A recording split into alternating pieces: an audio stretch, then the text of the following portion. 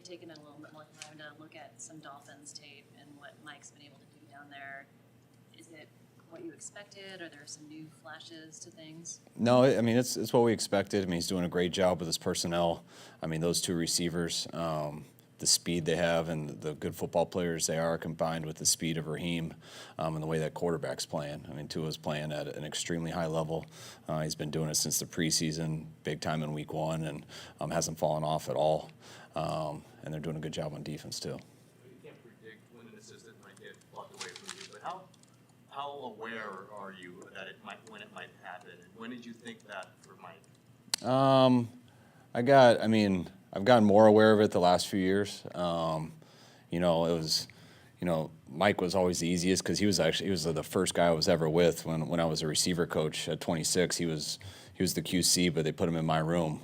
So wherever I went, except a couple of years he was out, he was always my assistant. So we were always grooming him and working on things together.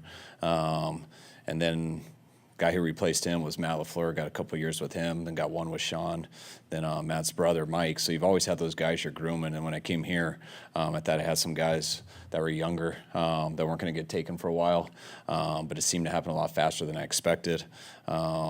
So that's always what I'm thinking about. Like, you never know when it's going to happen, especially when our defense has success, who they're going to try to take with them.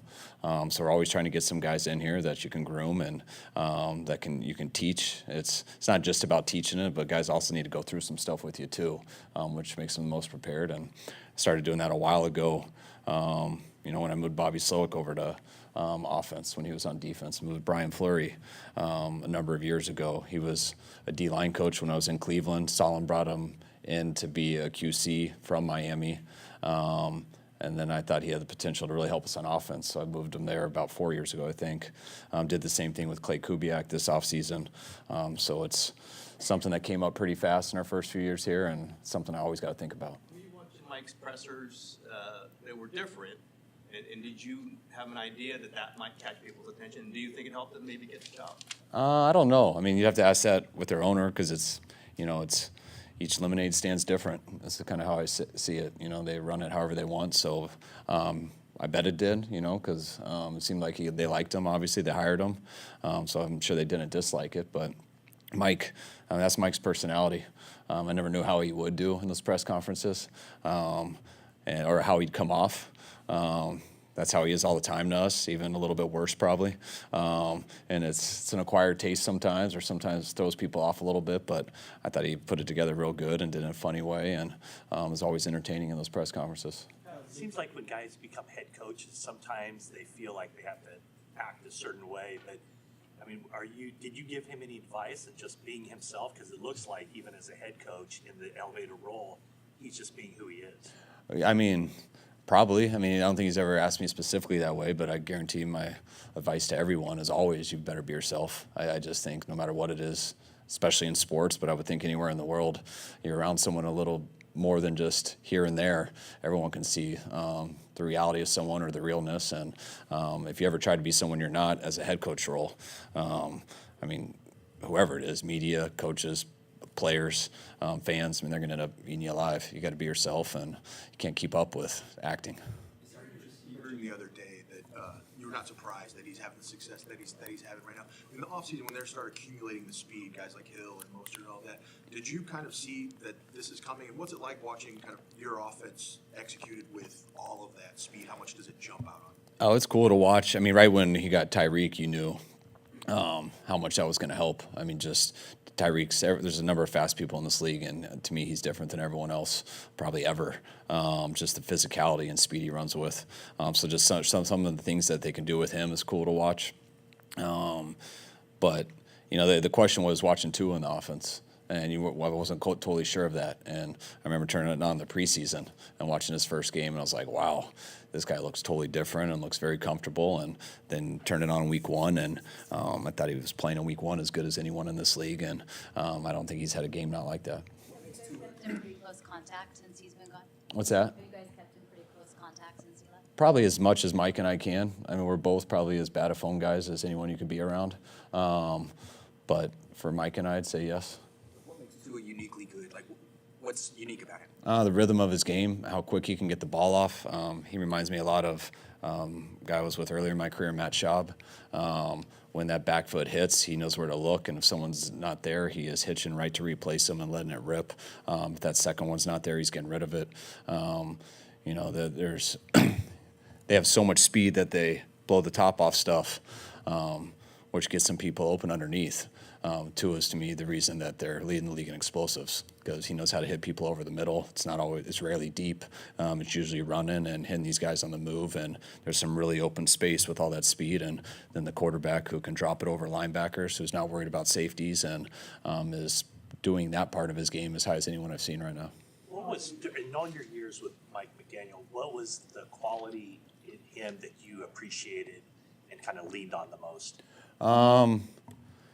I mean, at first, I didn't know him at all. Kubiak stuck me with him, put him in my office, and that's how it starts. But I mean, we were both young guys, and I'd done college, been in the league a little bit longer, and he was just really hungry, and he was a lot more educated in terms of he went to Yale, and I went to some good schools, but it was for sports. So he was very well-read and typing everything up and stuff, and I was so much football, and he just soaked everything in, memorized everything, and whatever happened, he was someone I could always carry the conversation with, what's going on in the receiver room, really how I saw football, and he could soak it all in, and spent 3 years of that, went to quarterbacks, and he came with me to quarterbacks, and then I was the coordinator the third year, and he was doing everything me for a coordinator in the third year, so we had all the experience together, and then he ended up leaving, going to World XFL or something like that.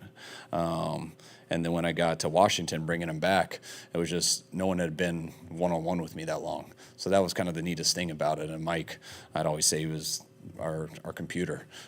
What I say on this last year and this time, and Mike could always retain that stuff and was really good at it. And then we went through so much together. How different Washington was than Houston, just schematically, how many things that we had to change. I also think anytime you have a QC, those are the guys as a coordinator you depend on the most. When you're a coordinator and the players come in, everyone goes to their offices and teaches the players. And then you go back in your room and you try to put a plan together. And there's not many people available that aren't in rooms coaching the tight ends or the O-line.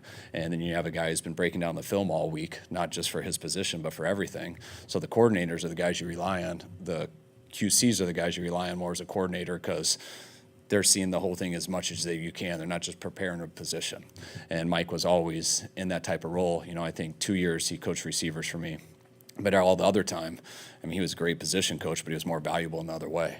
I don't want a guy tied down to one position. That's kind of what happened to me when I brought Mike LaFleur here. I put him with receivers the first year.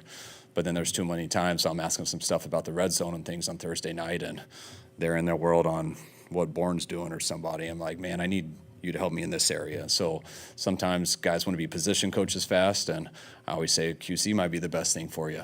And sometimes it's vice versa, but there's different paths to do stuff. And when you do stay in those roles longer, you do get to learn more.